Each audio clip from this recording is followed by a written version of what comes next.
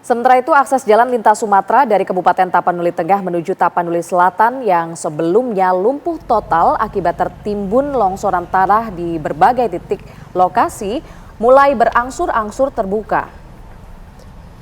Alat berat terus dikerahkan bekerja untuk membuka akses jalan lintas Sumatera dari Kabupaten Tapanuli Tengah menuju Kabupaten Tapanuli Selatan, Sumatera Utara. Di sepanjang jalan lintas ini tampak kondisi lumpur dan kayu disingkirkan ke pinggir jalan. Di sejumlah titik longsor juga tampak materi longsoran tanah menghancurkan rumah warga. Aktivitas warga hingga hari ini masih lumpuh.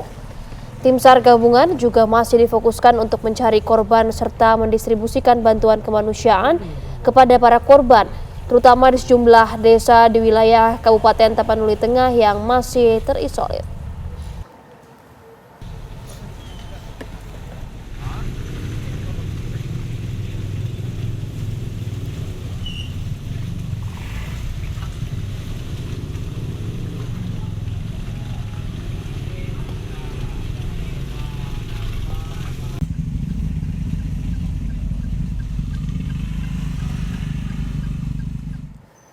Ya pemirsa, petugas gabungan masih berjibaku mencari korban banjir dan longsor, serta perbaikan jalur yang terputus.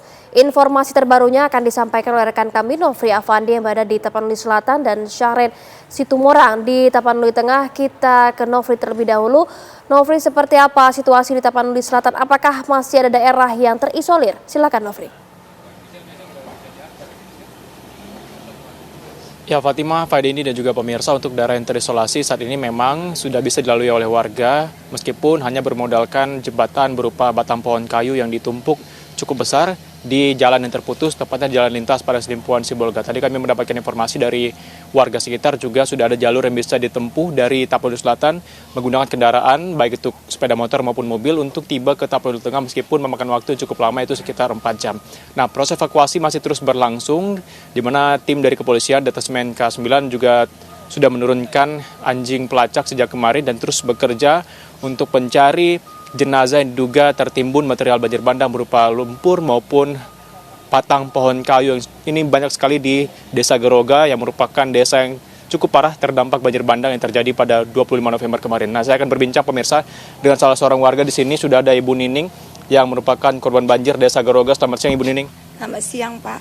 Bu Nining, gimana bisa diceritakan bagaimana kejadian saat itu Bu? Kalau diceritakan udah nggak bisa lagi kan Pak, kan udah nggak terbayang.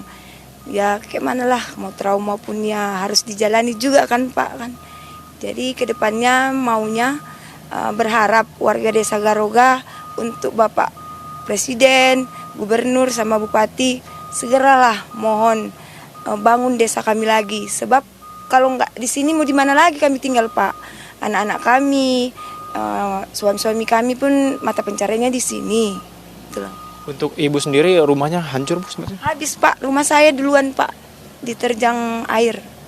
Tidak ada yang tersisa? Tidak ada satupun. Malah kakak ipar saya dengan keponakannya ikut korban Pak. Sudah ditemukan? Sudah Pak. Baik, untuk Ibu sendiri keluarga masih lengkap ya? Semua ada ya? Lengkap. Baik, Ibu.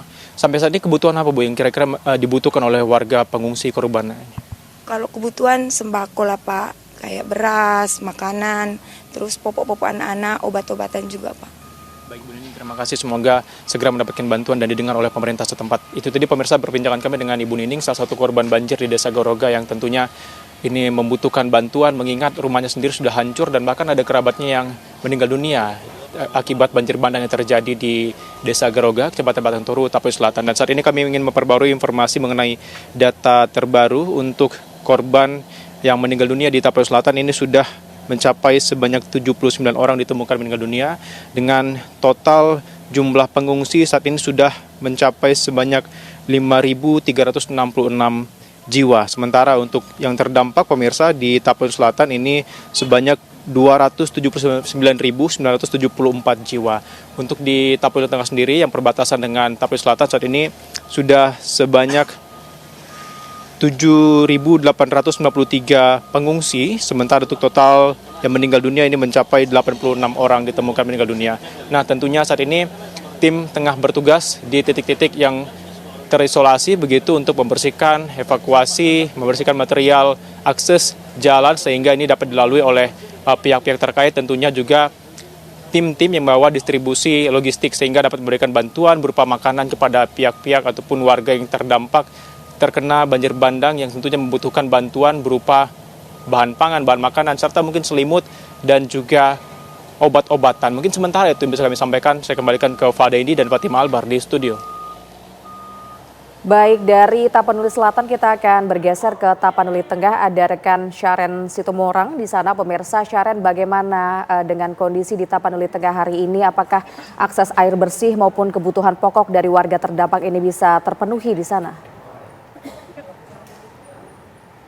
Baik, dari Tapanuli Tengah, Sumatera Utara dapat kami sampaikan bahwa hingga hari ke-9 pasca banjir bandang dan longsor yang terjadi pada tanggal 25 November lalu, ini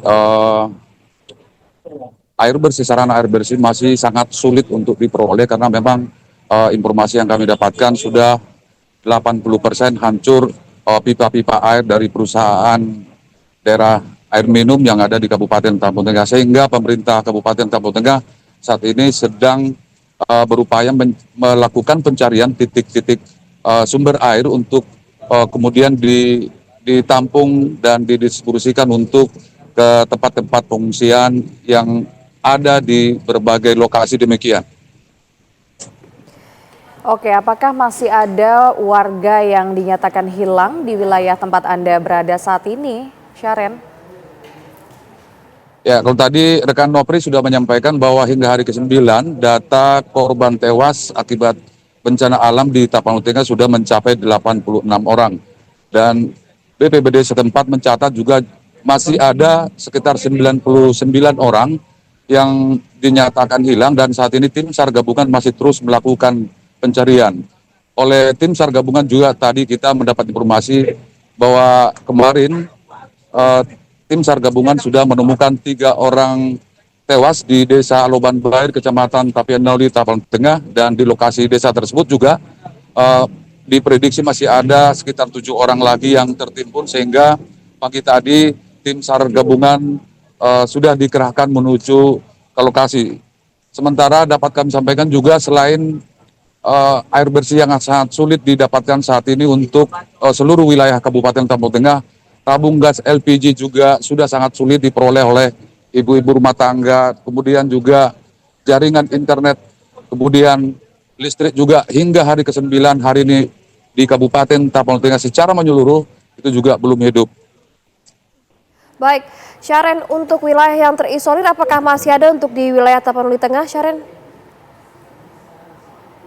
Kemarin dari keterangan yang disampaikan Bupati Tapanuli Tengah Masinton Pasaribu bahwa ada beberapa desa yang hingga saat ini masih terisolir itu di wilayah Kecamatan Tuka, termasuk Kelurahan Sipange, kemudian juga Desa Puraba, Kalangan 2, dan juga Desa Sayur Manggita. Dan kita juga masih mengakses terus data-data terkait wilayah-wilayah yang masih dinyatakan terisolasi, sehingga ke desa ini untuk penyaluran bantuan itu dilakukan di drop melalui udara, melalui dengan naik helikopter demikian.